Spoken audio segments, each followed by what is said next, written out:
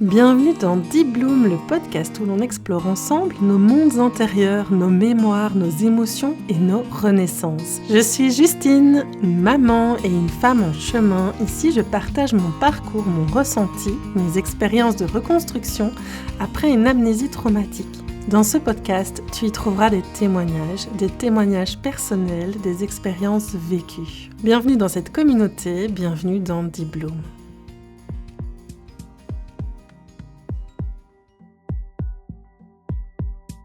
Il y a des moments où la souffrance est si forte que la seule façon d'imaginer qu'elle s'arrête, c'est de ne plus être là. Dans cet épisode, on va parler d'idées suicidaires, de dépression et de santé mentale. Si ce que tu vas entendre fait écho à ton vécu, ne reste pas seul, ne t'automédique pas, parle-en à un médecin, à un professionnel de santé, à quelqu'un de confiance, de l'aide existe.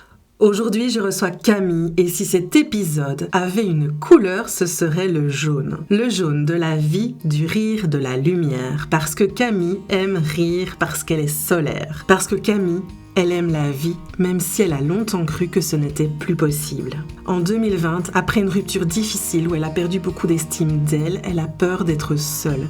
Alors elle sort, elle fait la fête, elle s'entoure, puis le confinement arrive, le monde se tait, et dans ce silence, les angoisses prennent toute la place. Une question surgit. Pourquoi je suis en vie ?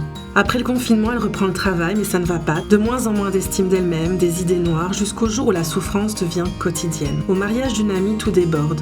Crise de panique, haine de son corps.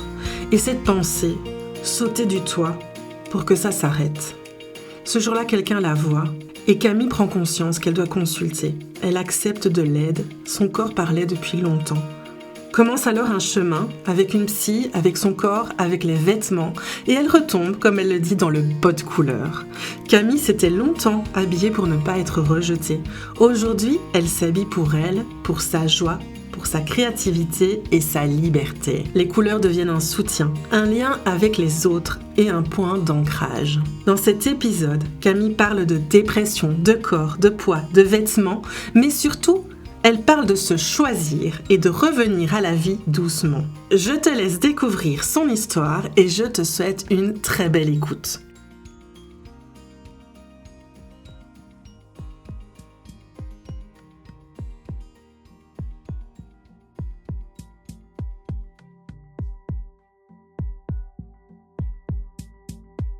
Bonjour Camille, comment tu vas ? Bonjour, écoute, ça va, je suis très contente d'être là, merci beaucoup pour ton invitation. Merci à toi, moi je suis aussi ravie de te recevoir aujourd'hui et en plus c'est une date particulière, c'est l'anniversaire de ton compte Instagram On s'habille avec Camille. Tout à fait, ça fait 2 ans, ça y est. C'est chouette. Et là, tu partages un espace coloré, vibrant, où la mode devient bien plus qu'une question d'apparence, un outil de confiance, d'acceptation de soi et de transformation personnelle. Tu vis à Grenoble, tu partages ton quotidien avec un chien adorable, photogénique, qui est parti faire du ski. Du ski de fond. Mochi, et à travers ton contenu, tu ouvres des conversations profondes sur le rapport au corps, à l'image et à l'identité. Ce que j'ai vraiment envie d'explorer avec toi, c'est la résilience à travers le prisme du style, de l'image corporelle et de l'expression personnelle. Sur ta page, tu montres des photos de toi à différents moments de ta vie, notamment pendant ta dépression, et on voit très clairement le cheminement. On voit que tu écloses peu à peu, et à mesure que ton style capillaire et vestimentaire évolue, ça devient vraiment un révélateur de qui tu es profondément. D'ailleurs, tu dis qu'avec ta coupe Pixie, tu t'es sentie vraiment toi-même. Tout à fait. Et il y a un réel qui a fait vraiment écho à mon parcours, et c'est suite à ce réel-là que je me suis lancée, que je t'ai demandé si tu voulais bien venir à mon micro. C'est celui où tu dis qu'avant, le chiffre sur la balance, ça t'aurait complètement démoli, pulvérisé. Et à ce moment-là de ta vie, tu traversais des crises d'hyperphagie, tu te privais, tu te trouvais horrible, tu te pesais constamment. Et aujourd'hui, ton discours est différent, tu parles que tu relationnes avec ton corps, que c'est beaucoup plus apaisé, que c'est pas de l'adoration tous les jours, que tu des fois c'est ton meilleur pote, des fois il te saoule, mais j'ai l'impression que tu t'es fait une promesse, c'est de toujours le traiter avec respect comme un ami et un allié, et on voit que t'en prends beaucoup plus soin, et que tu voilà, maintenant avec à travers les couleurs, les vêtements, les tatouages, tu es beaucoup plus dans une relation apaisée avec lui. Tu parlais aussi d'une dépression lourde, avec des pensées difficiles, et tout ça, j'aimerais aussi qu'on en parle avec toi. Et ce qui m'inspire profondément chez toi, c'est ton univers artistique, ton authenticité, ta sensibilité, et j'espère aussi entendre beaucoup plus de chansons de toi sur ta page. C'est une invitation. Et ton parcours professionnel, créatrice de contenu, vendeuse à temps partiel dans un magasin de seconde main et bientôt coach en image, m'inspire aussi profondément. Et avant qu'on commence l'interview, est-ce que tu voudrais aussi te présenter, dire aussi peut-être quelle couleur tu es aujourd'hui? Oui, alors du coup, merci Justine vraiment pour cette présentation, ça me touche beaucoup. Du coup, oui, je m'appelle Camille, j'ai 31 ans, je suis grenobloise, donc créatrice de contenu depuis 2 ans maintenant, et passionnée de mode, passionnée de couleurs, et voilà, je suis une personne... Voilà, la joie, j'aime la joie, j'aime. Vraiment, je suis hyper touchée et émue d'être là à ton micro. Ça m'a vraiment, presque, pas bouleversée, mais c'était vraiment très chouette comme intro et vraiment, merci beaucoup pour ça. Donc voilà, ma petite présentation. Une personne qui aime les couleurs et qui aime rire et qui aime vivre et qui est contente d'être là aujourd'hui parce que ça a failli ne pas être le cas. Oui. Aujourd'hui, je suis je vais dire le jaune, parce que le jaune, c'est le soleil. Ouais. Et je te vois très lumineuse. Merci. Tu disais que ça a failli pas être le cas. Oui, ouais, tout à fait. Il y a 2 ans, il y a 2 ans. Il y a 2 ans, à cette époque, jour pour jour, je travaillais dans les ressources humaines et, j'étais en train de faire un burn-out et je m'en rendais pas forcément compte à ce moment-là. Mais tous les jours, j'étais traversée par des idées de faut que ça s'arrête, j'en peux plus. Et pour moi, le seul moyen d'arrêter l'anxiété, la souffrance que je ressentais déjà euh, avant, parce que j'ai fait une dépression du coup au sortir du confinement, pendant le confinement, que j'ai plus ou moins soigné. Et puis en fait, ça a recommencé vraiment avec le burn-out et là, ça a été encore plus violent.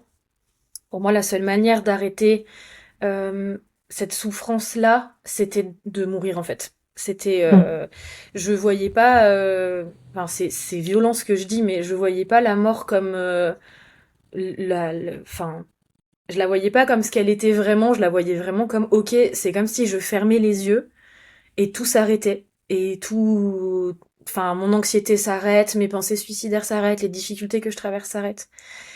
Et, voilà. Et du coup, je suis heureuse d'être là aujourd'hui. Je suis heureuse d'avoir réussi à voir la lumière, à voir de la lumière et à saisir, m'emparer de cette lumière, quoi. Parce que la vie, c'est cool quand même. Ouais, Voilà. et tu parles de cette deuxième crise identitaire et j'ai lu donc et tu parles aussi, il y a eu une première dépression après le confinement. Qu'est-ce qui s'est passé à ce moment-là? Tu sais un peu nous expliquer? En 2020, donc le contexte, je viens de revenir à Grenoble et j'emménage avec mon amoureux. L'année d'avant, j'ai traversé une année vraiment compliquée parce que j'étais avec quelqu'un pendant 4 ans et je me suis fait larguer comme une petite crotte. Et j'ai une rupture quoi qui a pas été évidente et donc j'habite à Toulouse à ce moment-là et je fais beaucoup la fête, je fume beaucoup, je bois beaucoup d'alcool et en fait je me noie un peu dans la fête et dans les relations avec les autres, dans toujours être en mouvement parce que j'ai peur d'être seule. Et le confinement en fait, ça a été le moment où le monde s'est arrêté. Le monde a arrêté de tourner, le monde est devenu silencieux et pour moi le fait que le monde devienne silencieux, ça a été l'opportunité pour mes angoisses que j'essayais de faire taire depuis tellement longtemps parce que je suis quelqu'un d'angoissé depuis ma naissance, je pense. Ah oui. En fait, c'est le moment où mes angoisses ont pris la place et où elles se sont vraiment exprimées. En plus d'être enfermés dans notre appartement qui était en soi génial et qui était grand, on a eu de la chance, hein, on était dans un grand appartement, voilà, mais le fait d'être privé de liberté dans un contexte sanitaire qui est extrêmement compliqué, qui est extrêmement anxiogène, avec la peur de mourir sous-jacente à la fois pour moi mais aussi pour mes proches. Ouais.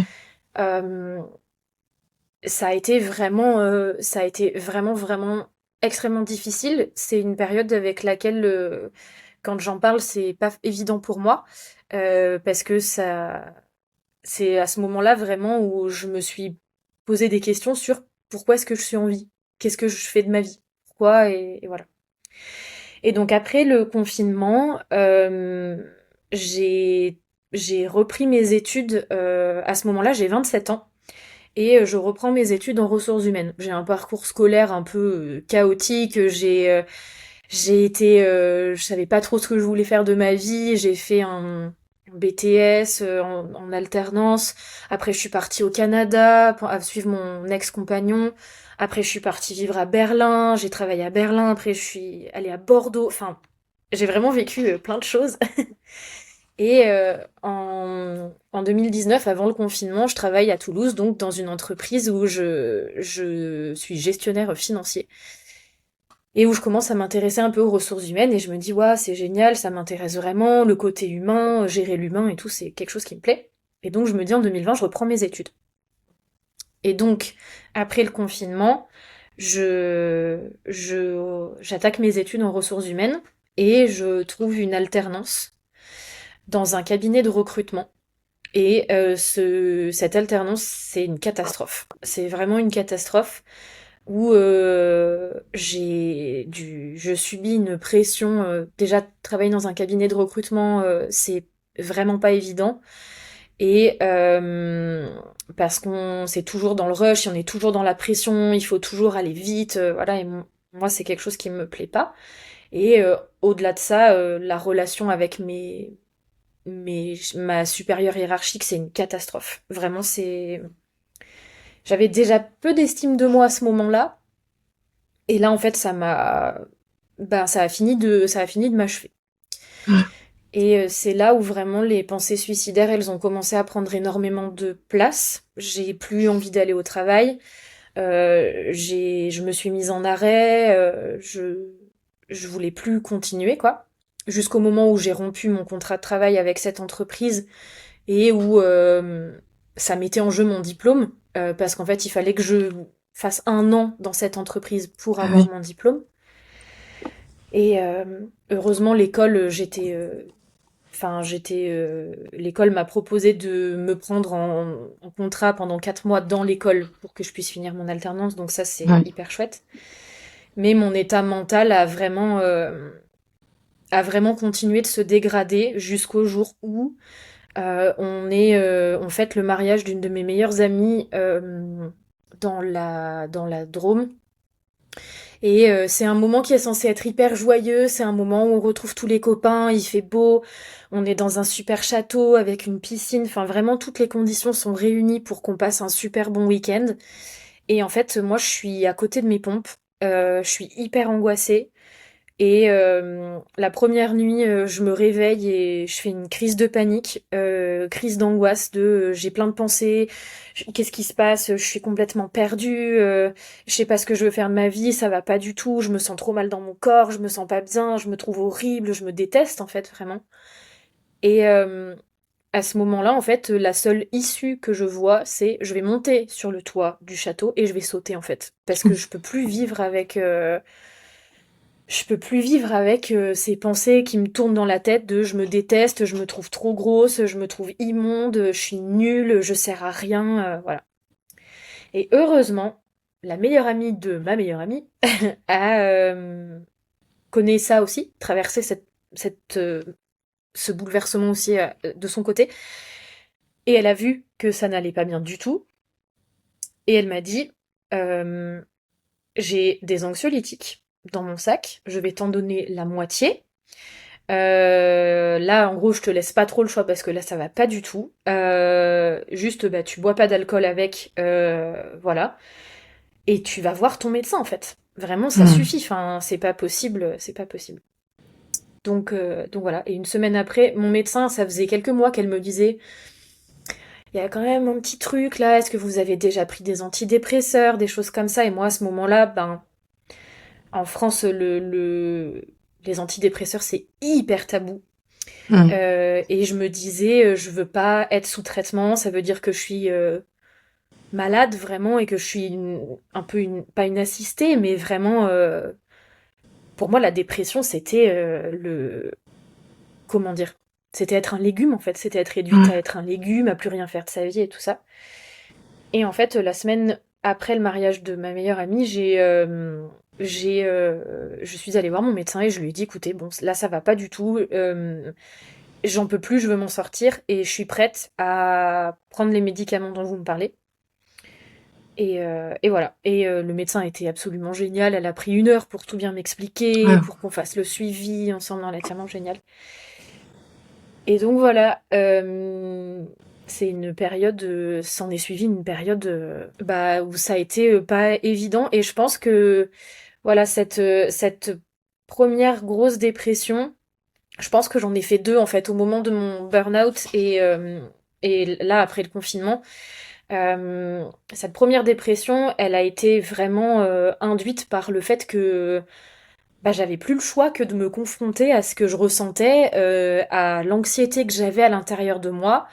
Et en fait, c'est mon corps qui m'a parlé, quoi, vraiment. Et après, tu as eu ces antidépresseurs-là, tu as fait aussi un suivi. Comment ça s'est passé pour remonter la pente, justement Pour remonter la pente, du coup, donc je suis sous antidépresseur. Je trouve une psychologue, une première psychologue, avec qui ça se passe bien. Et dans le même temps, j'ai une relation qui est extrêmement toxique avec mon image, qui est très... Enfin, qui est vraiment, vraiment pas au beau fixe, quoi. Où je déteste mon corps, où je me trouve trop grosse, j'ai pris 20 kilos, je pense que c'est le confinement et en plus le fait d'avoir des antidépresseurs et à ce moment-là, en plus, on découvre que j'ai le syndrome des ovaires polykystiques, donc une maladie hormonale qui peut provoquer justement une prise de poids et aussi de l'anxiété, de la dépression. Et en fait, j'ai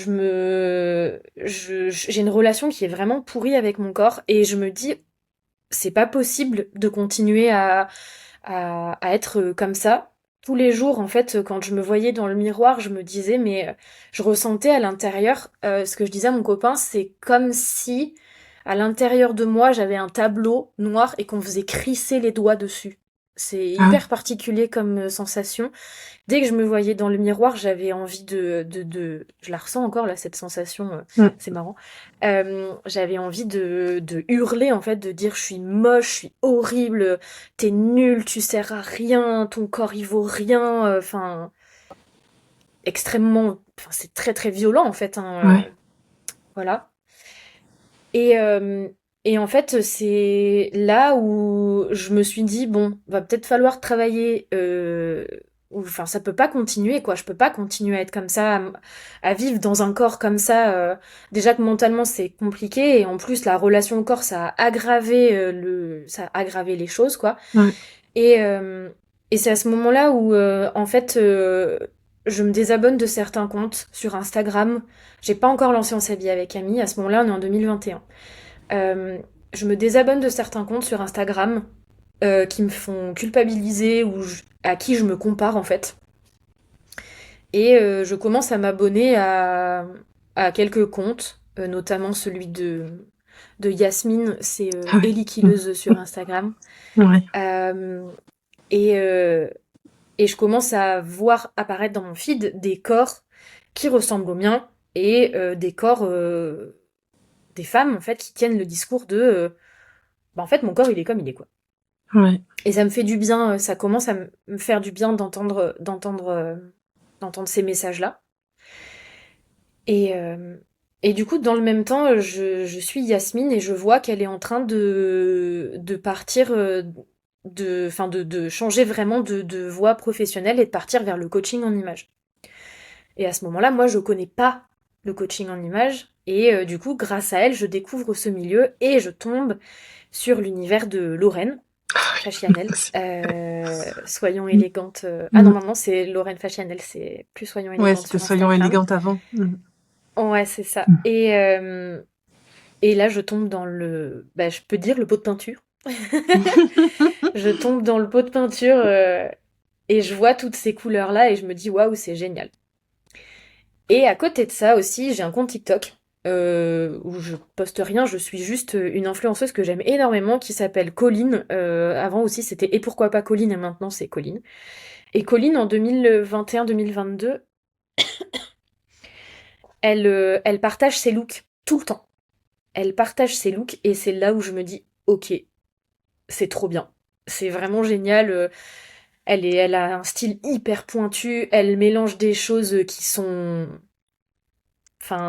incroyables, quoi. Et elle fait des choses et elle ose, en fait, et elle s'en fout. Et je vois, elle s'en fout de ce que les gens vont penser d'elle. Et je la vois qui s'éclate dans ses fringues.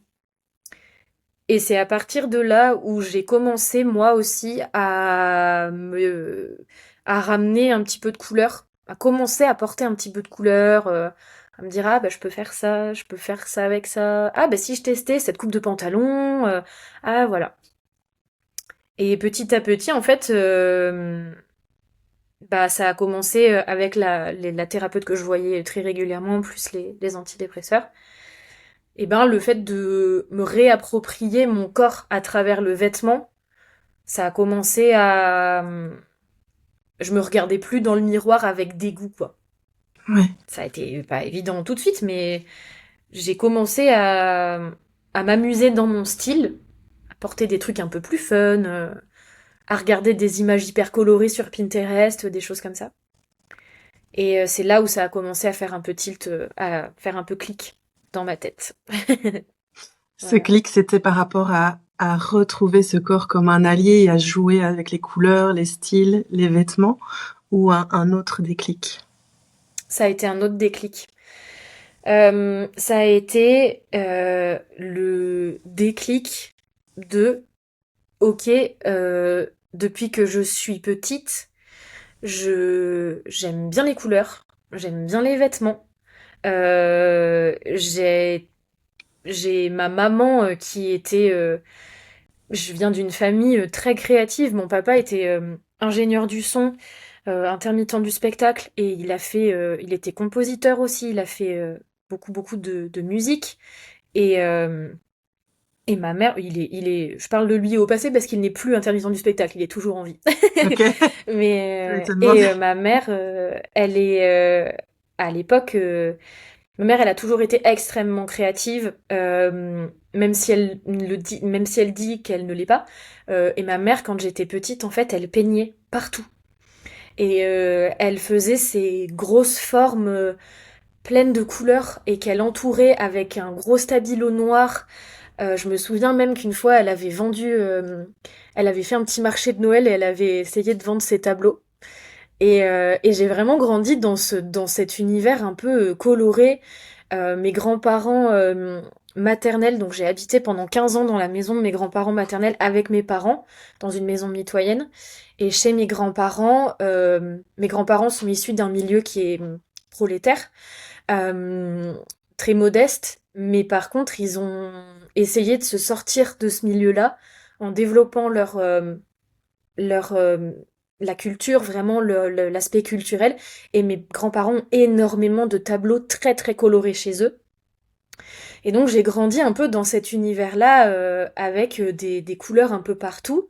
Et je me souviens aussi quand j'étais plus jeune, j'ai toujours un peu analysé les tenues des copines. J'aimais bien, je sais pas si j'aimais bien m'habiller, mais j'aimais bien regarder les autres et voir les vêtements sur le corps des autres. Et en fait, ce déclic-là, il a eu lieu, ça m'a permis en fait de me connecter à Camille, de petite Camille, Camille ado, et en fait de me rendre compte que oui, j'aime trop les couleurs, que j'aime trop porter des choses qui sortent du lot, et que aimer les vêtements, et que j'aime les vêtements, et que c'est pas enfin, c'est pas une tare d'aimer les vêtements, en fait. Et c'est pas superficiel d'aimer les vêtements. Et du coup, ça m'a vraiment permis de refaire du lien avec qui je suis à l'intérieur et de pouvoir oser un peu plus prendre ma place. Je sais pas si tu vois ce que je veux dire. Ouais, très bien. Et c'est vrai qu'on a Mm. souvent tendance à se dire que c'est superficiel, tout ce monde, Oui. le coaching en images. C'est vrai que ça a été souvent connoté négativement.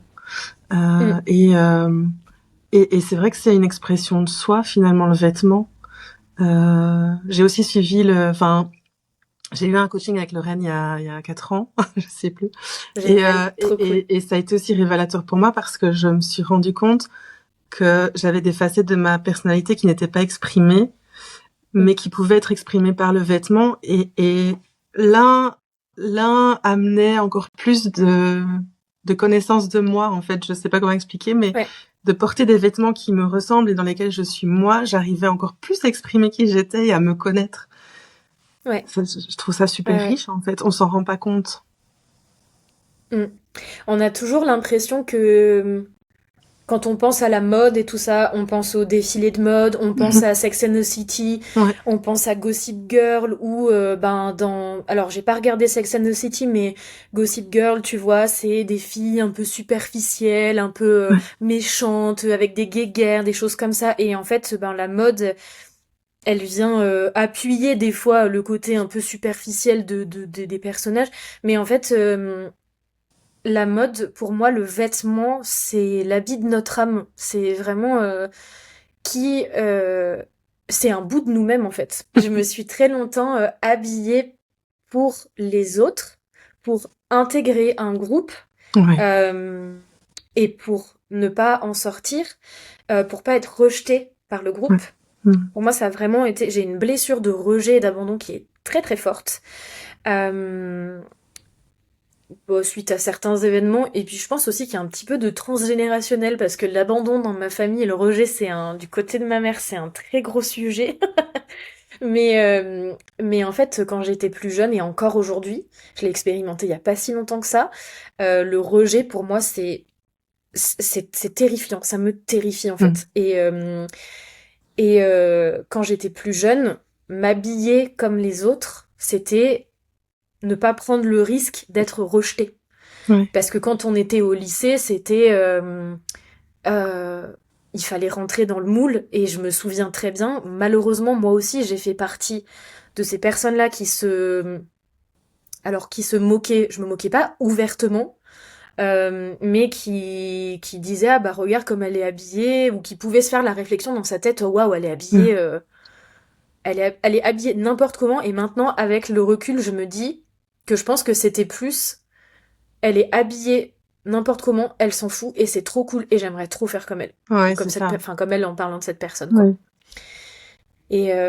Et en fait aujourd'hui je m'habille pour moi, je m'habille pour exprimer toute ma joie de vivre en fait, ma créativité euh, et pour faire parler Camille qui est à l'intérieur et qui a toujours été cette petite fille. Enfin, mon papa a sorti des enregistrements l'autre jour quand j'ai 5 ans. Enfin, j'ai toujours été cette petite fille hyper solaire, hyper curieuse, enfin, hyper vive, quoi, vraiment. Et ça, je crois que mon style, il le fait ressortir aujourd'hui. Et j'ai plus peur de m'habiller à contresens des Mhm. autres. Au contraire, maintenant, aujourd'hui, c'est ce que je cherche. C'est Ah oui. vraiment... par exemple, hier, il y a des jours où j'ai pas forcément envie de m'habiller hyper compliqué. J'ai pas un style très, très complexe. J'ai un style qui est travaillé, mais j'ai pas un style très, très complexe, quoi. Et hier, j'étais avec une marinière et un gilet vert et un jean. Et là, des fois, je me dis, ok, mais là, il manque un petit peu de moi, quoi. Donc, j'ai rajouté des grosses boucles d'oreilles, j'ai rajouté des chaussettes rigolotes et tout. Mais voilà, avant, je m'habillais vraiment pour rentrer dans le moule, pour pas qu'on Mm. me remarque de trop, pour pas qu'on se moque de moi. Et en même temps, j'avais quand même toujours une petite distinction. Euh, j'avais toujours quelque chose qui était original. Par exemple, je me rappelle quand on était au lycée, j'avais une paire de bottes qu'on pourrait aujourd'hui assimiler à des Doc Martens. Enfin, avec les grosses plateformes, les Doc Martens avec les grosses Mm. plateformes. Et c'est ma mère qui m'avait offert ces bottes-là. Et moi, je les adorais. Et au lycée, tout le monde était là. Ah, mais c'est moche et tout. Et moi, j'étais là. Non, je les aime trop. Je les portais à moitié ouvertes. Et ça, voilà, c'était cool, quoi. Ça me donnait du chien, quoi. Et j'avais aussi un jean large. À l'époque, c'était la grande folie des slims, des skinny, des leggings et tout. Et moi, j'avais ce jean large que on a acheté à Oxford en Angleterre avec ma mère et que j'ai perdu malheureusement, je ne sais pas où il Mm. est. Mais j'avais ce jean là qui me sortait du lot quoi. Ouais. Ouais, et là maintenant, t'exprimes vraiment ta singularité et t'essayes plus de rentrer dans un moule, t'essayes juste d'être fidèle à toi-même et d'être authentique. Ouais, c'est ça. Je crois que c'est le plus important pour moi, c'est d'être authentique. C'est vraiment quelque chose que je véhicule dans ma vie de tous les jours. C'est pour moi, il n'y a pas de comment dire. J'ai trop grandi avec l'image et avec le discours de quand t'es une fille, tu dois être sage, tu dois pas, euh, tu dois pas péter, tu dois pas rôter, tu dois pas faire tout ce que les garçons y font. Vraiment, il faut que tu rentres dans Mm. les cases et en gros, en vrai, vraiment, sois belle et tais-toi quoi. Oui, et puis les modèles qu'on a eus dans l'adolescence, je pense qu'on a un peu la même génération, sont des Mm, modèles quand même. Enfin, quand je vois Bridget Jones où on disait qu'elle était grosse et qu'elle pouvait pas ouais. plaire, etc. Quand je la regarde maintenant, je me dis mais d'où on l'a trouvée grosse et Ouais. quand on voit toutes celles qu'on nous disait voilà c'est les femmes qui peuvent être aimées, ben moi je ressemblais pas à ces femmes-là, j'ai jamais ressemblé à ces Mm. femmes-là. Donc c'est vrai que c'est important aussi de s'ouvrir aux autres corps comme tu l'as fait sur Instagram parce que nos modèles c'était vraiment pas ça quoi. Ouais. Et moi, ça a été longtemps un sujet de souffrance pour moi, mais comme malheureusement, beaucoup de personnes bah, de notre génération, moi je suis née en 1994, et je me souviens que moi j'étais la plus grosse de mes copines. Je faisais 55 kilos, hein. J'étais la Ouf. plus Ouais, grosse de ok. mes copines. Je me comparais tout le temps. Je me rappelle à l'époque, il y avait cette espèce de truc, le thigh gap. Je sais pas si ça te parle. Tu sais, c'était Non. l'écart entre les cuisses. Et Ah ouais. on Ça, je mesurait savais notre corps à ça. On se pas. disait, Ouf. ok, Ok. toi t'as un thigh gap, t'es trop cool. Et moi j'en ai pas, et du coup je vais pas séduire les hommes, et personne va Ouais. m'aimer. Et tout. Enfin non, c'était une catastrophe quoi. Hmm. Et du coup, ben, quand j'ai commencé à grossir, quand je pesais ouais, 55 kilos quand j'étais chez mes parents, et après quand je suis partie de chez mes parents, bah j'ai pris du poids. Et là, ça a été le début d'années très très compliquées avec ma maman. Ah, Parce que ma maman, pour elle, aujourd'hui, on a fait la paix avec ça et je suis très à l'aise d'en parler parce que c'est vraiment quelque chose qu'on a mis derrière nous et on s'est vraiment expliqué, mais ça a vraiment failli couper les liens entre nous. Mais ma maman, à l'époque, elle était terrifiée à l'idée que je prenne du poids, que je devienne moche aux yeux de la société et qu'on se moque de moi. ok.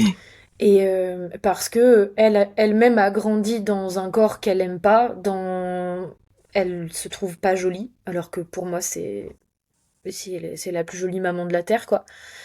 Euh, et en fait, à partir de là, je dirais de 2013 à 2020, ça a été les années où je crois que j'ai été la plus dure avec mon corps.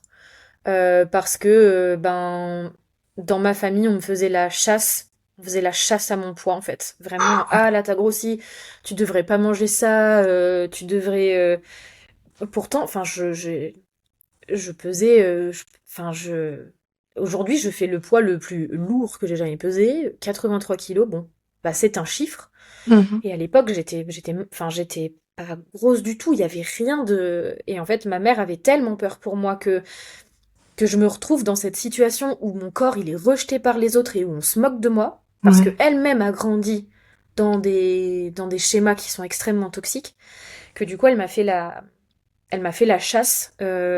C'était ce que je te disais, ouais, mange pas ça, c'est pas bon pour ce que t'as, tu serais tellement plus jolie si t'avais 10 kilos en moins. Oui, c'est Euh, violent parce que ces messages-là ne font qu'alimenter tout ce que tu as déjà en tête comme pensée assez toxique ouais. sur ton... Ça alimente une grossophobie Oh, finalement.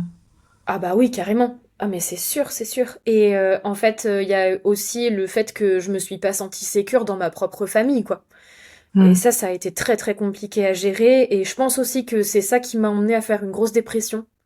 Du coup, celle après le confinement, quoi, où vraiment j'étais là, j'ai l'impression enfin, de plus avoir de repères. Qui suis-je? Enfin, voilà. Mais ouais, pendant ces années-là, mon rapport au corps, il a été extrêmement compliqué.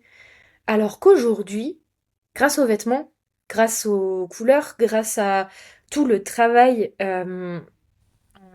thérapie que j'ai réalisé grâce à mon médecin qui m'accompagne depuis 5 ans, aujourd'hui, quand je me regarde dans le miroir, euh, eh ben, je suis contente.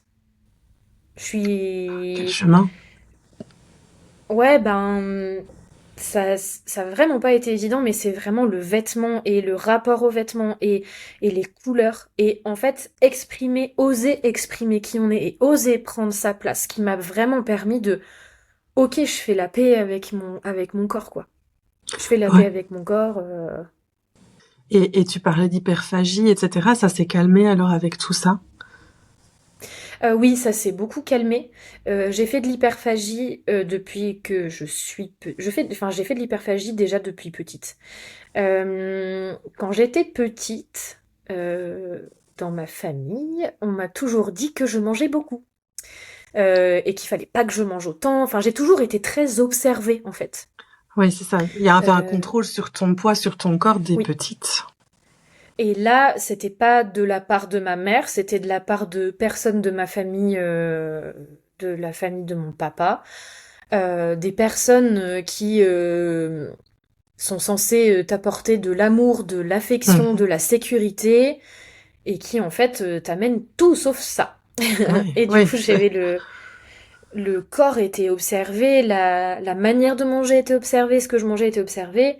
Et ma mère, je me rappelle aussi quand j'étais petite, elle me disait tout le temps, tu manges quand tu t'ennuies. Arrête de manger, Camille, tu t'ennuies, va faire autre chose. Et, euh, et du coup, quand j'étais petite, je me rappelle très bien, la nuit, je me réveillais et j'allais manger du Nutella à la Mm. petite cuillère, sous la table. Bah oui. Euh, J'avais besoin de me remplir. Je pense remplir un vide à l'intérieur, hein, quelque chose qui était là, quoi. Et ça a continué bah, jusqu'à voilà ma dépression, la prise d'antidépresseurs et tout ça. Et j'ai aussi fait comment ça s'appelle?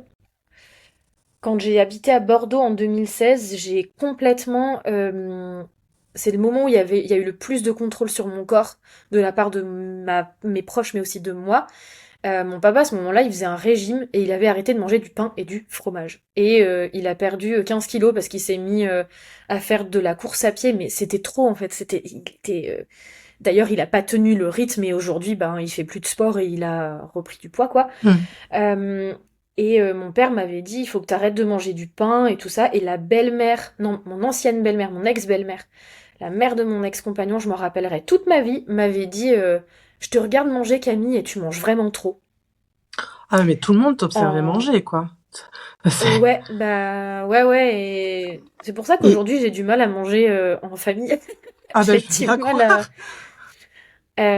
Ouais, ouais, et puis c'était terrible parce qu'on était dans la voiture, on était en vacances à Carnac, je me rappelle, et cette personne, il y a mon ex à côté de moi, et cette personne me dit ça et mon ex ne dit rien, quoi. À cette période-là, j'ai commencé après toutes ces réflexions-là, à enlever des aliments de mon assiette et notamment les féculents.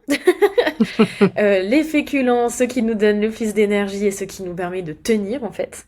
Parce que j'avais lu qu'il ne fallait surtout pas manger de féculents le soir, et mon ex-belle-mère, elle me disait tout le temps ça aussi, car ça fait grossir, on les stocke.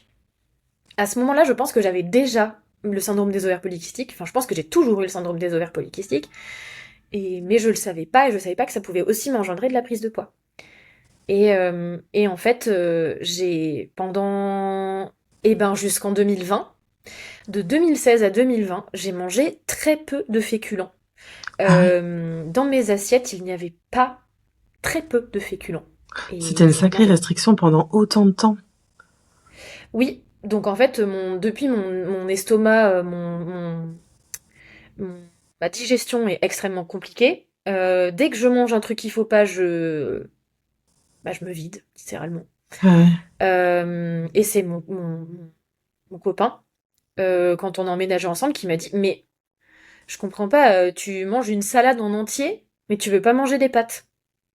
Et c'est là où il m'a dit, enfin, c'est pas normal tes assiettes, elles sont pas normales. Enfin, il faut que tu remanges il faut que tu remanges, quoi, des féculents, des choses comme ça. Parce qu'en fait, j'avais vraiment des très gros problèmes au niveau de l'intestin, quoi, au niveau de l'estomac. J'avais le ventre qui était gonflé en permanence. J'étais inconfortable dans ce qui a aussi contribué à me sentir pas bien dans mon corps, c'est que j'étais physiquement pas bien, quoi. J'avais mal au ventre, j'étais voilà. Donc oui, l'hyperphagie, aujourd'hui, j'en ai fait jusqu'en 2020. Aujourd'hui, ça m'arrive d'avoir des crises, mais j'ai posé beaucoup de conscience dessus, dans le sens où aujourd'hui, je suis plus je comprends plus comment mon système mental fonctionne. Euh, je sais que j'ai fait une dépression, je sais que j'ai un trouble anxieux généralisé, je sais qu'il y a quelque chose que l'anxiété, elle est très présente chez moi. Et je sais aussi que bah il y a des moments où j'ai besoin de manger parce que c'est un doudou et parce que ça me fait du bien à ce moment-là. Et en fait, dans ces moments-là, j'en ai conscience et je mange et je m'interdis pas de manger en fait. Ouais, c'est ça Et la clé aussi, c'est de pas se culpabiliser quand on a ces moments-là. De se dire, ouais, ouais, j'en ai besoin. ouais, c'est ça. En fait, c'est maintenant je pose plus de conscience sur, par exemple, des fois, tu vois, quand je sais que je suis angoissée ou quand il y a quelque chose qui m'a tracassée dans la journée ou quoi, bah j'ai tendance à beaucoup scroller sur mon téléphone. Mhm. Bah je Oui, c'est sais aussi une pourquoi je fuite, le ouais, fais. ouais, c'est ça. Oui, c'est ça. Et en fait, ben, ok, je fuis. Bah, c'est mon mécanisme de protection à ce moment-là, et bah, ça ira mieux demain, en fait. Ouais. Et, Et ça, c'est une manière de faire par rapport aux crises d'hyperphagie ou à ça, c'est de le fait de scroller. C'est aussi beaucoup plus de douceur que t'as vis-à-vis de toi et sur le fait que mm, t'as des angoisses, t'as des moments où ça va pas. Mais mm, tu sais que ça, c'est peut-être pas ce qu'on nous dit c'est pas ce qu'on devrait faire selon la société, mais en fait, c'est ce qui te fait du bien à ce moment-là pour lâcher la soupape, quoi. ouais, c'est exactement ça. C'est qu'en fait, au fur et à mesure, là, de mon parcours depuis 2020, avec tout ce qui s'est passé dans ma vie, des expériences professionnelles catastrophiques comme trop cool, la création de On s'habille avec Camille, la reconnexion avec mon corps au travers du vêtement, tout le parcours coaching en images, enfin, en fait, je me suis petit à petit un peu détachée de ce qu'on attend de nous dans la société pour me concentrer sur, ok, la société attend ça de moi, mais moi, qu'est-ce que j'ai envie de faire? De quoi j'ai envie en fait? Enfin, Hmm. et ce fut un travail de longue haleine. Oui, Ça parce a que pas été. ouais, pardon, excuse-moi, Pardon, vas-y. t'as été employé après 2 ans après ta dépression, et là, il y Hmm. a eu à nouveau une perte de sens. C'est ça. En fait, depuis que je travaille, j'ai commencé à travailler à 18 ans et j'ai jamais trop compris pourquoi j'étais là et à quoi je servais en fait. J'ai travaillé, moi je faisais des jobs administratifs, donc j'étais assistante administrative, gestionnaire financier, euh, assistante de direction. Et, euh, et je voyais pas trop la plus-value de mon travail. Je comprenais pas trop en fait pourquoi j'étais là. J'avais pas trop de sens au travail. Donc en 2021, après cette expérience catastrophique dans le cabinet de recrutement, j'obtiens ma licence RH Et je renchaîne pour 2 ans de master. Et là, j'ai trouvé une alternance dans une entreprise au sein de laquelle je vais faire mon burn-out. Mais c'est une entreprise dans laquelle j'ai une copine qui travaille dans le service RH. Et je me dis, ok, c'est safe, c'est cool. Et en plus, la coopération avec ma chef se passe extrêmement bien. On travaille très très bien ensemble. Aujourd'hui, cette personne, c'est une amie. Je la vois, on se voit très régulièrement. Euh, c'est vraiment une des seules personnes, une de mes rencontres professionnelles qui m'a le plus marquée parce que c'est celle qui m'a, enfin, j'ai jamais rencontré quelqu'un avec qui professionnellement ça se passait aussi bien, quoi. Et c'était un match parfait, quoi. Et donc, j'entame mon master. Donc là, on est en 2022. C'est ça, 2022. Et de 2022 à 2023, tout se passe bien. Avec ma chef, ça se passe super bien. J'aime bien mon job. Je travaille dans les ressources humaines. Je suis chargée de développement RH, donc je m'occupe de tout ce qui touche au développement des compétences et à la stratégie, à l'alignement en fait des compétences des personnes avec la stratégie de l'entreprise, comment l'entreprise veut se développer. Et c'est vraiment quelque chose qui me plaît beaucoup parce que moi j'aime beaucoup la stratégie et tout ça, construire des projets. Jusqu'au moment où ma chef me dit écoute Camille, j'ai demandé une rupture conventionnelle. Je voulais attendre ouais que t'aies ton master avant de partir, mais en fait j'y arriverai pas. C'est trop Oh. compliqué pour moi. Euh, et la seule chose que je lui ai dit à ce moment-là, c'est ok cool, je vais récupérer ton bureau. Mon cerveau qui a vraiment pas capté quoi ce qui se passait. Ah oui. Et et donc on recrute la personne qui la remplace. Et cette personne-là, eh ben c'était une catastrophe. Je crois que c'est vraiment la pire personne avec qui j'ai travaillé. Euh, Parce que c'était pas une personne foncièrement méchante et foncièrement mauvaise, mais c'était une personne qui était extrêmement désorganisée. Euh, et en fait, je me suis retrouvée avec cette personne-là à avoir des responsabilités sur les épaules que j'aurais jamais dû avoir, à gérer un projet hyper structurant pour notre entreprise toute seule. Elle était là évidemment en backup quoi, mais elle arrivait, elle posait ses fesses en réunion et puis voilà, moi je m'occupais de tout le reste. Et c'est là où vraiment j'étais là, mais qu'est-ce que je fais? Pourquoi je suis là? Euh, c- c'est quoi le sens en fait? Quel est le sens de ce travail? Quel est le sens de ma vie? Quel est le sens de... Et ça a commencé à partir du moment où cette personne est arrivée, donc pendant 1 an et demi. Elle est arrivée fin 2022 et moi je suis partie mi-2024. Ouais, donc 1 an et demi. Et en fait, je rentrais le soir, je pleurais, je piquais des crises de colère avec pas contre mon conjoint, mais dès qu'il y avait un truc qui allait pas dans la maison, je m'énervais. Enfin, ça a été assez compliqué à vivre pour moi, mais surtout pour mon conjoint. Et en fait, en 2024, donc c'est là où il y a eu le moment où j'ai dit en fait juste je peux plus quoi. Et ce qui est très marrant, c'est qu'en fait, le 13 janvier 2024, je décide de partager enfin mes looks sur Instagram. J'ai une petite bibliothèque dans mon iPhone où je garde mes photos, je me prends en photo tous les matins, je prends mes looks en photo tous les matins pour me dire quand j'ai pas d'inspi, eh ben je fais piocher dans mes looks. Quoi. Et j'ai aussi pour projet depuis que j'ai découvert Lorraine en 2021 ou 2022, je me souviens plus, mais j'ai comme projet de devenir coach en image. J'ai compris le rapport, enfin comment, à quel point le vêtement pouvait révéler qui on était. Et d'ailleurs, quand ça se passait très bien avec mon ancienne chef, et ben je portais énormément de couleurs, je m'éclatais vraiment dans mon style, c'était très très chouette. Et quand la deuxième personne est arrivée, ben en fait, je me suis complètement remise dans un style hyper sobre où on voit pas en fait. Mais du coup, le 13 janvier, je me décide à partager mes looks et me dire, ok, mais ça fait 1 an, je crois, que j'ai le nom On s'habille avec Camille dans ma tête.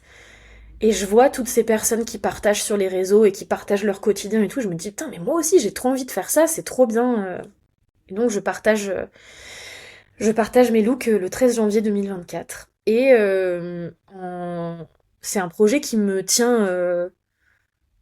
Heureusement qu'il y a eu ça, en fait, je pense. Vraiment, heureusement Mhm. qu'il y a eu ça. Ça t'a sauvé. Euh, Ouais, complètement. Parce que dans le même temps, moi, au travail, je me dégrade, je mange plus, je reprends la clope, je dors plus, je ne dors plus en fait. Vraiment, je dors pas, je suis stressée en permanence.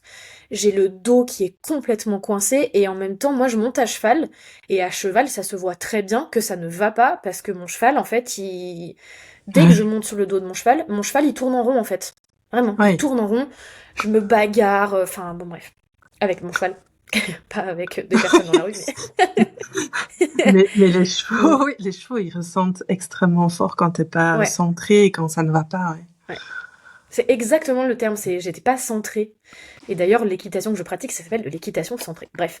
Et, Ah, euh, et voilà. Et en fait, en mars, j'étais déjà en train de me dire, ok, en fait là, à ce moment-là, en mars, en 2024, j'ai obtenu mon diplôme en RH, mon diplôme, mon master, et l'entreprise dans laquelle je travaille m'a proposé de signer pour un CDD pour 1 an.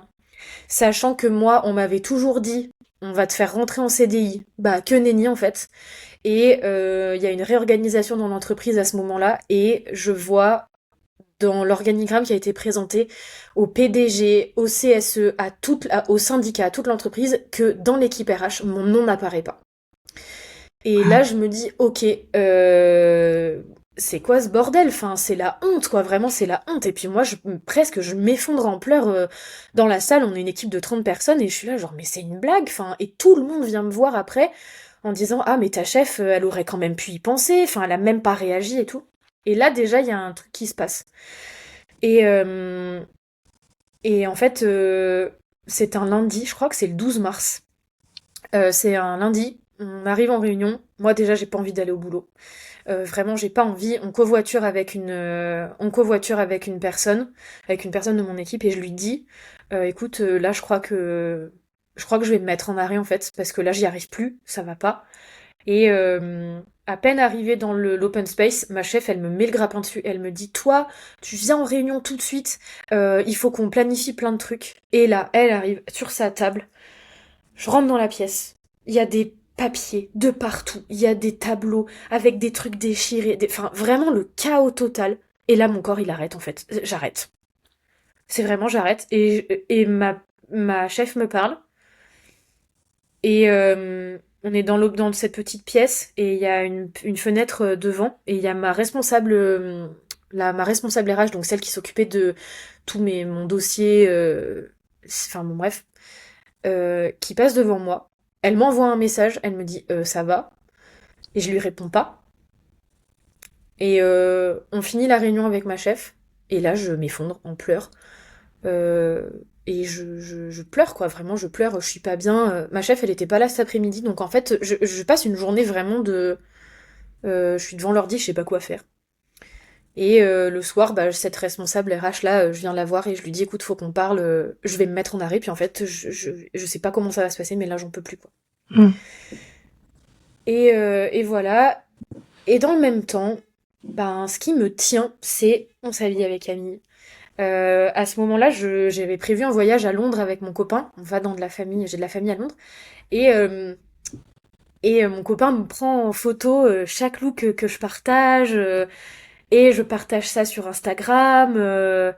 Et chaque fois, je m'émerveille de voir que je touche un petit peu plus de monde chaque jour. Mais c'est tout petit, quoi. Vraiment, j'ai 2 abonnés, 3 abonnés en plus. Bah, c'est chouette, quoi. Et arrive le moment où je suis en arrêt pendant 1 mois et après je me dis ok je peux pas rester comme ça, il faut que je demande à rompre mon contrat de travail et il faut que je demande quoi vraiment parce que je veux pas retourner travailler dans cette équipe là, je peux pas.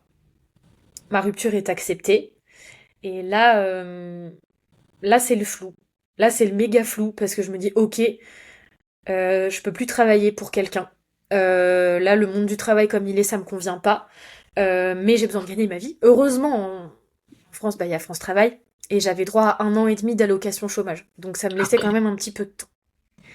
Et je me dis, bah ok, qu'est-ce que je fais quoi? Vraiment, c'était pas évident. Mais en même temps, il y a On s'habille avec Camille. Je commence à me dire, ok, là, je fais un petit planning éditorial. Tu vois, je me dis, bah, je peux me concentrer un petit peu plus dessus. Je commence à faire mes premiers réels. Moi qui pensais à détester le montage, en fait, j'adore ça. Et je fais mes premiers réels avec mes voix off et tout. Et puis voilà, j'attire deux, trois personnes. C'est cool, ça marche bien. On part à Vancouver. Avec mon copain, c'était un voyage qu'on avait prévu depuis longtemps. Moi, Vancouver, c'était mon rêve depuis toute petite. On y part 2 semaines. C'était un voyage absolument génial. Pareil, je partage mon voyage, je partage mes tenues. Quand on est à Vancouver, je me sens très alignée. Parce que du coup, j'ai traversé vraiment pendant cette période-là des moments très difficiles, notamment après la rupture de mon contrat où mon copain m'a retrouvée sur le canapé en pleurs et en me disant en fait j'ai envie de crever, j'ai envie de crever, j'ai envie de mourir. C'est horrible parce que là j'étais vraiment en pleine crise identitaire de qui suis-je, qu'est-ce que je vais faire de ma vie, qu'est-ce qui se passe quoi vraiment. Et en fait ce soir-là mon copain m'a dit soit on va chez le médecin tout de suite, soit je t'amène à l'hôpital. Et tu peux pas rester comme ça. Et donc à Vancouver, mon esprit s'apaise, vraiment. Et je trouve un peu de clarté et tout. Je me dis, bah, je vais continuer sa vie avec Camille. Quand on rentre de Vancouver, eh ben, on accueille Mochi. Et cette petite boule de poil que j'ai attendue si longtemps. Et là, je poste un réel qui a fait exploser Ah oui. qui a tout démarré en fait. Je poste un réel très simple avec si toi aussi tu aimes les looks 42-44, si tu aimes les bijoux colorés, les vêtements colorés, eh ben rejoins-moi. Et je poste ce réel à 19h un samedi soir en me disant ok, je voudrais avoir 500 abonnés, il me manque 20 abonnés, j'espère toucher ça. Le lendemain, je me réveille, j'ai 1500 abonnés, quoi. Waouh. Genre, what? C'est quoi ce La gaffe. truc? Mais oui, c'est ça. Et Génial. j'ai plein de messages, de mes copines qui me disent, mais meuf, c'est quoi ce truc? T'as dépassé 1500 abonnés et tout. Ma mère qui m'appelle, qui me dit, mais c'est quoi ça? C'est trop bien et tout. Enfin, bref. Et, et c'est le chaos, quoi, vraiment, où moi je me dis, ok, c'est trop bien, mais en même temps, attends, est-ce que c'est pas quelqu'un qui a créé des abonnés pour m'attaquer et tout? Enfin, non, mais vraiment. Ouais, tu te sentais pas légitime? Ouais, ah bah ouais, complètement. Et puis je me dis, enfin, quand je regarde la vidéo aujourd'hui, en fait, je l'ai vraiment postée au bon moment, au bon endroit, avec la bonne musique, je pense. Et après, bon, c'est l'énergie qui se dégage, mais en fait, enfin, je sais pas, c'est un truc ce soir-là. Et, euh, et c'est comme ça qu'on sa vie avec Camille a commencé, parce qu'à ce moment-là, moi, je me disais, qu'est-ce que j'ai envie de faire de ma vie? Je veux pas retourner dans les RH, mais en fait, il faut que je vive, il faut bien que j'ai de l'argent, donc je peux pas. Et là, je me suis dit, bah, et si je tentais l'aventure de Ouais. l'influence et de la création de contenu? Cette aventure, alors que toi, t'avais peur aussi qu'on te voit, que Ouais. t'avais eu beaucoup de gens qui t'observaient, qui observaient Mm. ton corps, ta façon de manger. Là, t'as plus de 15 000 abonnés, je me trompe. Oui. Ouais. Ça fait beaucoup de gens qui te voient, Oui. parfois peut-être des critiques. Comment tu vis tout ça maintenant? Au début, ça n'a pas été évident parce que bah ça faisait beaucoup de monde qui me regardait et puis Mhm. voilà. Mais il y avait un peu cette euphorie de waouh, c'est ouf ce qui m'arrive donc trop cool. Ouais. J'ai la chance de ne alors j'ai pas jamais eu de remarques négatives mais j'ai eu très peu de remarques et de commentaires négatifs sauf sur euh, j'ai fait un réel récemment où je suis à Aix-en-Provence. Et je suis au milieu de la rue, c'est une vidéo en accéléré et où en fait je suis la, la seule, entre guillemets, en Ah couleur. oui. Ouais. Et ce réel, il a très très bien marché, il a été vu par beaucoup beaucoup de monde. Et là, j'ai eu des commentaires qui sont extrêmement négatifs.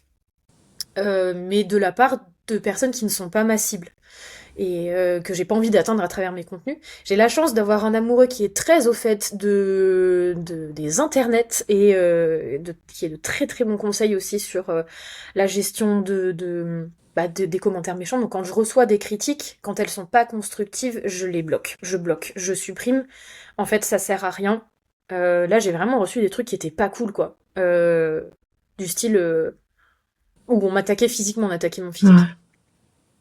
Mais j'ai de la chance de pas avoir eu de choses trop négatives, quoi, alors que j'étais terrifiée d'avoir.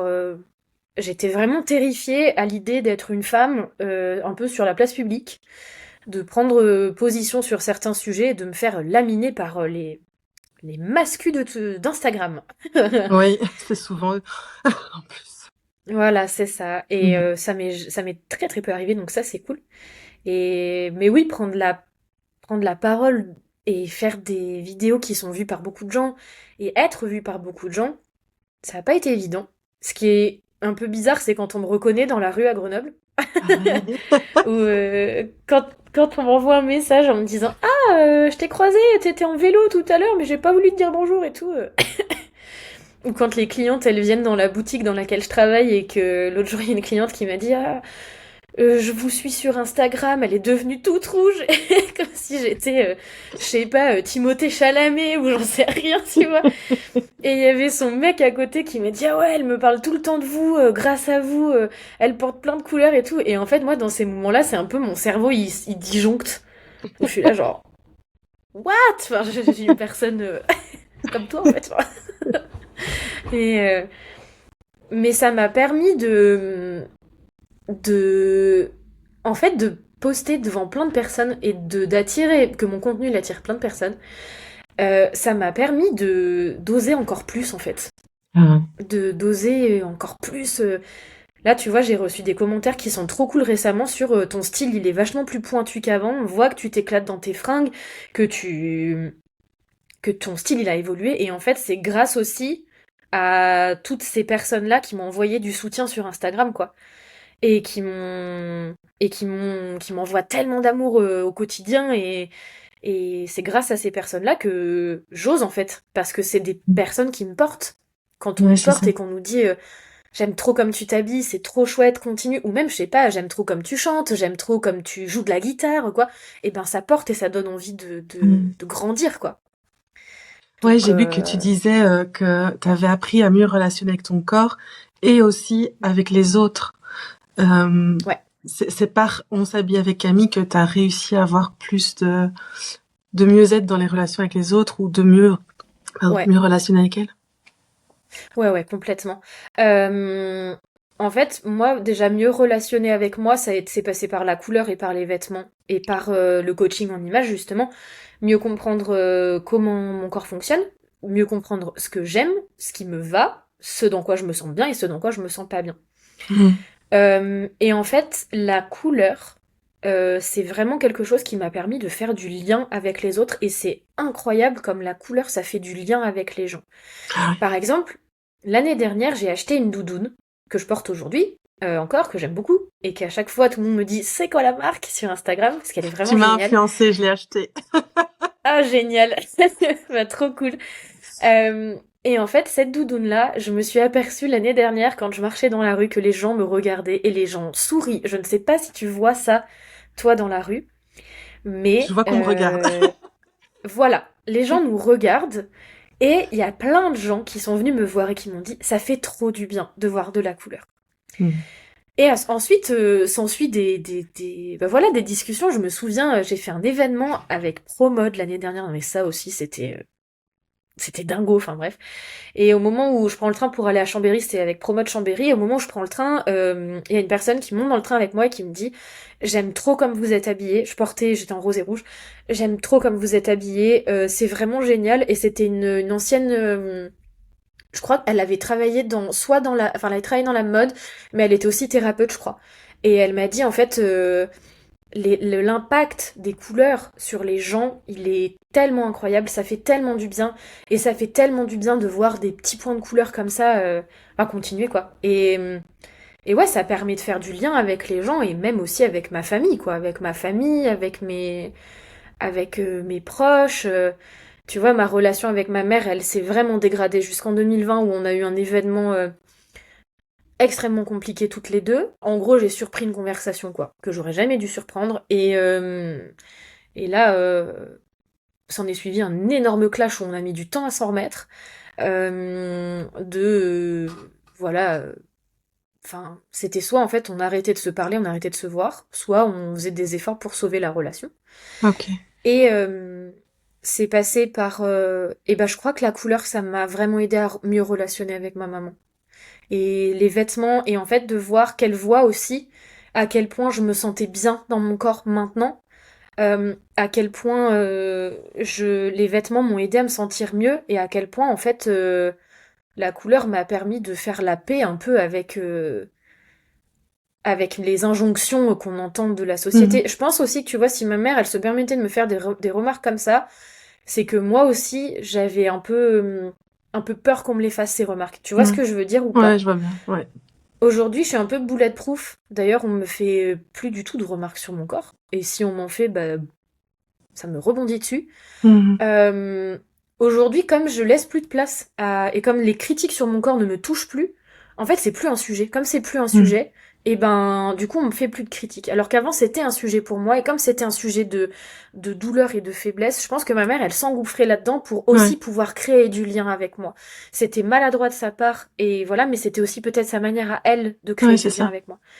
Oui, et maintenant, elle Et te soutient derrière On s'habille ouais, avec Camille, elle suit ton nombre d'abonnés, ah oui, oui, complètement, ouais. on voit qu'elle C'est crée du fou, lien enfin. différemment, quoi, maintenant.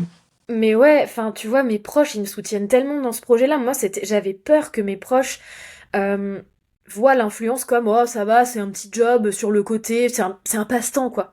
Mhm. Et non, en fait, vraiment, quand j'ai dit à mon père, notamment, j'aimerais essayer de gagner des sous avec ça, mon père, il m'a dit, ok, c'est quoi ton plan? C'est quoi ton plan? Il faut que tu fasses ça, il faut que tu penses à ça, il faut que tu vois ça, il faut que... Ma mère, je te soutiens, ma petite sœur aussi, euh, bah, ma petite sœur qui me disait qui me dit toujours que c'est trop bien ce que je fais. Mon mec aussi qui me soutient. Enfin, je suis vraiment très très soutenue par mes proches et ça, c'est vraiment une chance parce que tout le monde ne comprend pas l'univers de l'influence et de la création Mhm. de contenu. Et tout le monde a un peu, enfin pas tout le monde, mais il y a beaucoup de gens qui ont tendance à voir ça comme un passe-temps. Oh, ça va, tu fais des vidéos, ça prend pas trop de temps. Que nenni. C'est très énergivore.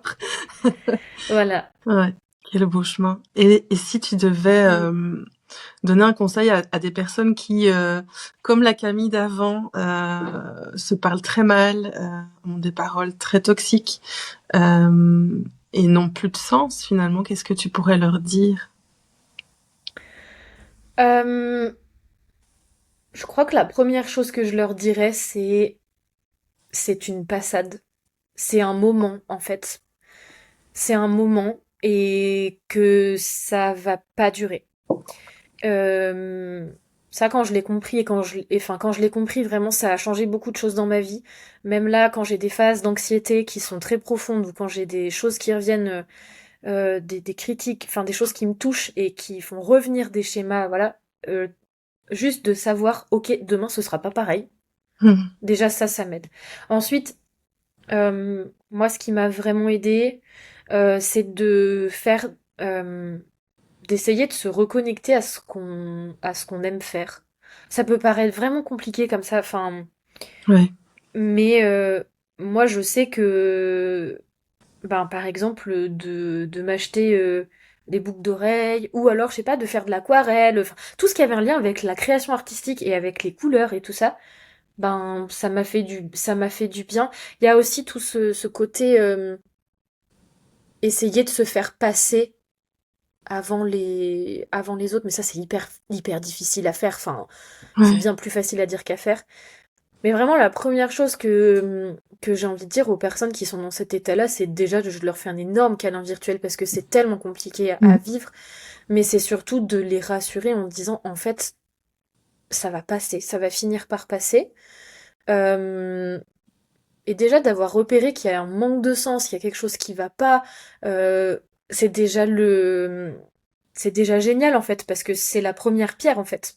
De Mhm. remarquer qu'il y a quelque chose qui va pas, quelque chose qui fait pas sens dans notre vie, bah, c'est la première pierre pour aller essayer de trouver ce qui fait sens pour nous, quoi. Ouais.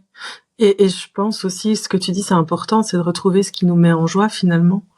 Mm, Euh, et peut-être aller à la source de enfant, qu'est-ce qui me mettait en joie? Et toi, t'as beaucoup de passion, que ce soit la déco, les chevaux, le chien, mm, le chant et tout ça. Si on se reconnecte un petit peu à tout ce qu'on aime, tout mm. ce qui nous met en joie, ça nous permet aussi de sortir de tout ça, Oui, ouais. d'apprendre à mieux Ça, se connaître aussi. ouais, c'est ça. C'est pas magique dans le sens où c'est pas parce que, par exemple, je vais aller monter à cheval que wouhou, ma vie va Oui, être géniale, mais c'est des petites bulles, en fait, des moments, des soupapes de décompression. oui. Euh, Moi, je sais que j'adore lire aussi, j'adore bah, chanter. Pour moi, vraiment chanter, ça. Je me souviens, on avait un prof en RH, là, en master, qui nous disait c'était notre prof de pensée critique.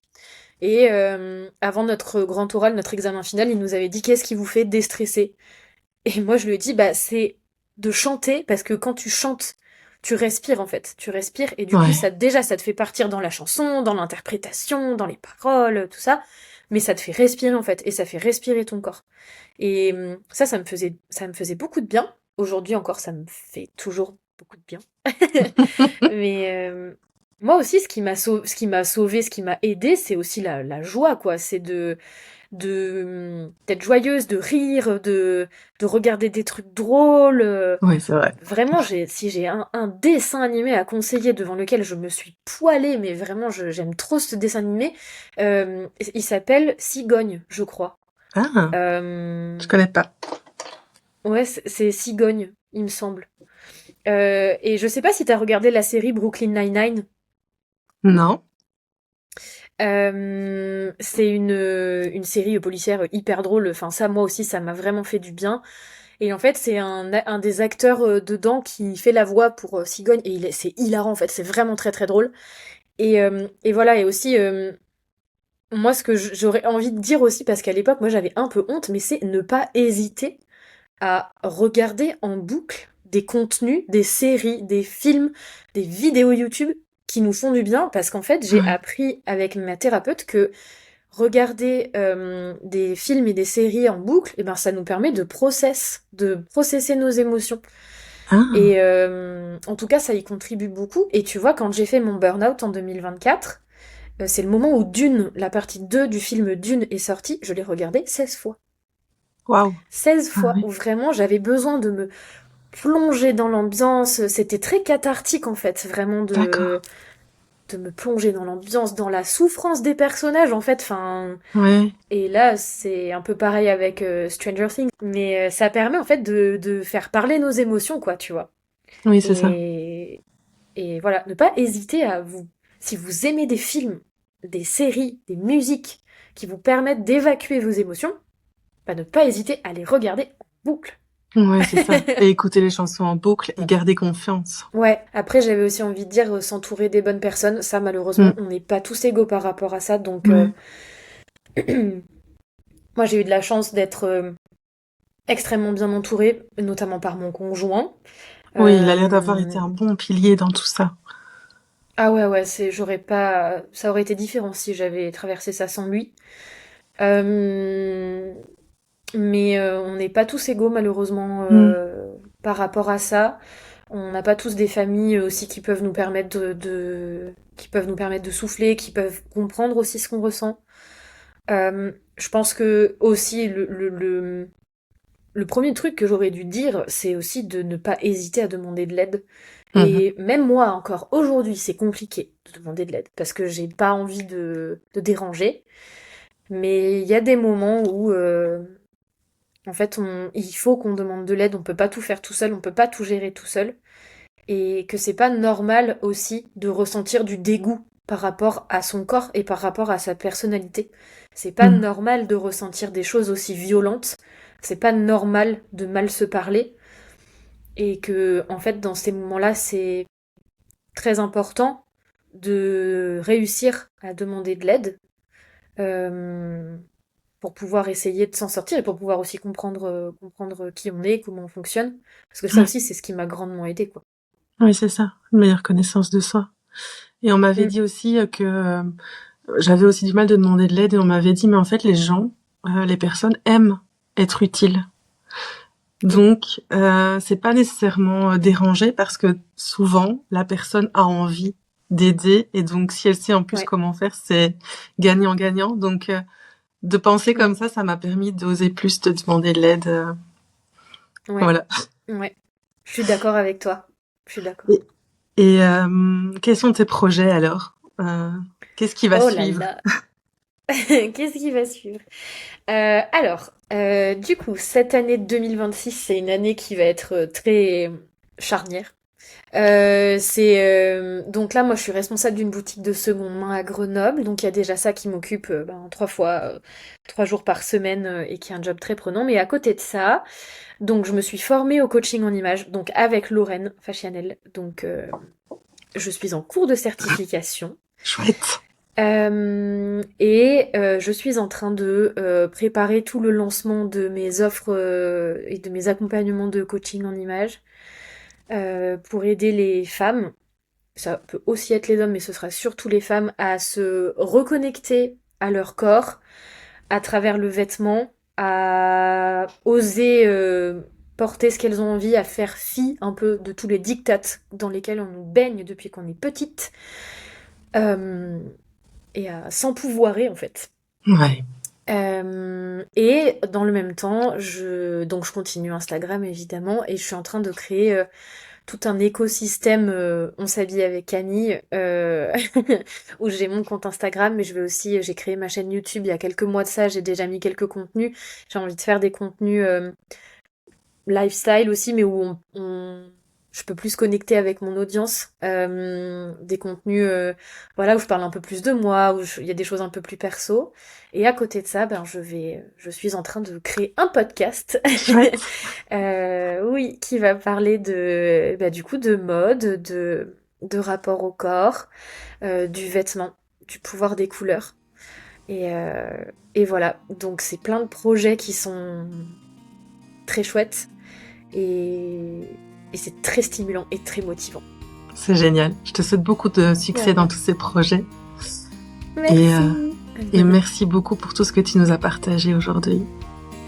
Merci beaucoup à toi pour ton invitation, pour ton écoute et pour ta gentillesse.